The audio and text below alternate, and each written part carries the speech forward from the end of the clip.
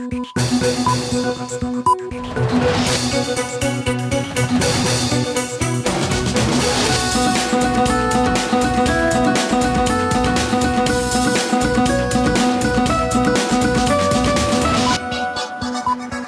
to Mashinga News. This is Anika Siraj. First, the headlines. Prime Minister Sheikh Hasina instructs the law enforcers to remain alert in a move to tackle conspiracies against Bangladesh. Freight forwarding transport strikes have been withdrawn following negotiation with the government.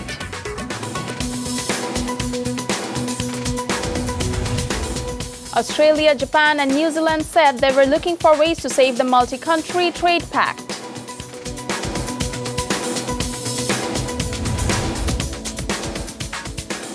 Those were the headlines, now the details.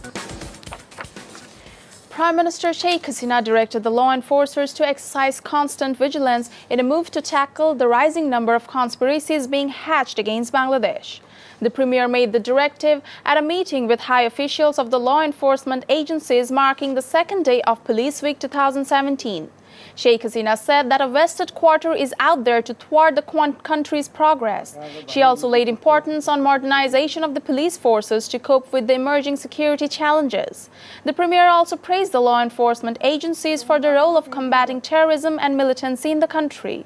Sheikh Hasina ordered the police to remain alert so that incidents of murder like the one in Gaibandha MP Munjirul Islam cannot take place in the future.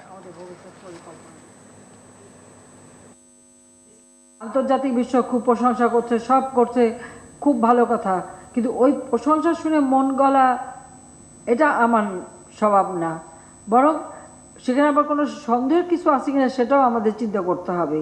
বাংলাদেশটাকে নিয়ে একটা গভীর চক্রান্ত ছিল, গভীর খেলা, এখনও একেবারে যে নাই তা না, কিন্তু সেটা মোকাবেলা আমাদের পুলিশ বাহিনী অত্যন্ত দক্ষতার সাথে সেটা মোকাবেলা আপনারা করেছেন।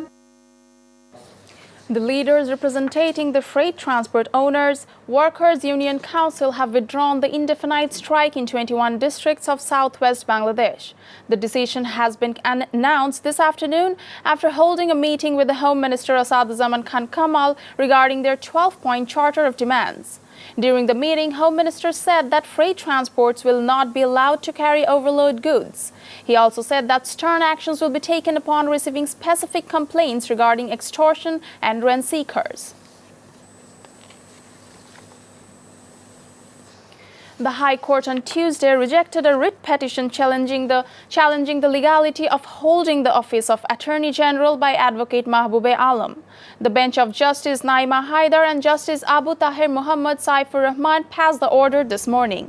According to court's order, there is no legal bar to hold the office of Attorney General by Advocate Mahbube Alam after crossing age limit of 67 years as per the Constitution. On November 10th last year, Supreme Court Advocate Yunus Ali Akhund filed the petition with the High Court challenging the legality of Mahbube Alam from holding the AG office.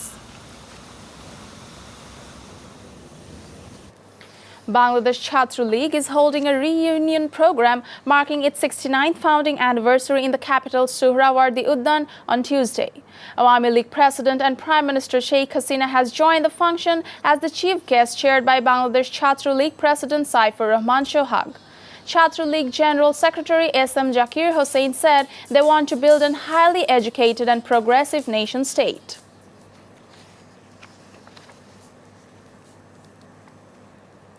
Malaysian police said that they have arrested 4 people, including 2 Bangladeshis, with link to an Islamic State cell based out of the southern Philippines. The 2 Bangladeshi men were arrested in the Malaysian capital Kuala Lumpur on January 13th and 19th respectively.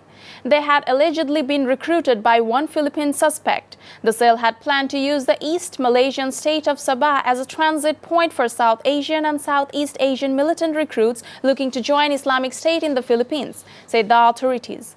Muslim-majority Malaysia has been on high alert since an attack last January by IS-linked militants in Jakarta. Now international news.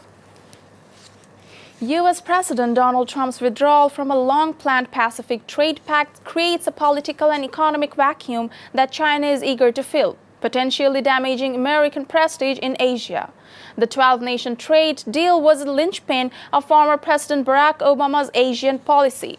Great thing for American workers what his administration just did, said Mr. Trump as he dumped the pact with a stroke of his pen. His executive order on TPP was largely symbolic since the deal has not been ratified by a divided U.S. Congress. Meanwhile, Trump vowed that the U.S. would prevent China from taking over territory in international waters in the South China Sea, something Chinese state media had warned would require Washington to wage war. White House spokesman Spicer said this during a regular briefing. Meanwhile, Australia, Japan, and New Zealand announced on Tuesday that they were looking for ways to save the multi-country trade pact in the wake of U.S. President Donald Trump's decision to pull his country out of it. Australia Prime Minister Malcolm Turnbull said that he is looking to salvage the Trans-Pacific Partnership by encouraging other nations into the agreement.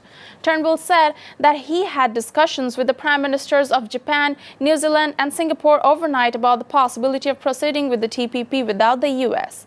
Japanese Prime Minister Shinzo Abe, on the other hand, said that Japan would continue to seek the United States' understanding of the strategic benefit of joining the TPP.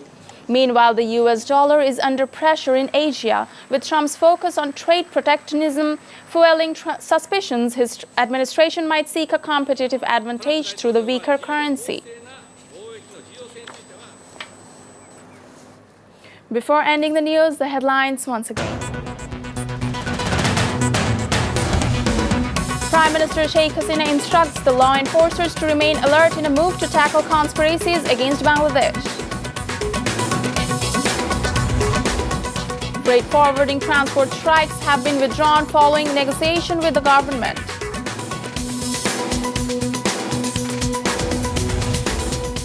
Australia, Japan, and New Zealand said they were looking for ways to save the multi-country trade pact. That's all from me. Our next bulletin will be in Bangla at 6 p.m. Keep watching Matranga Television.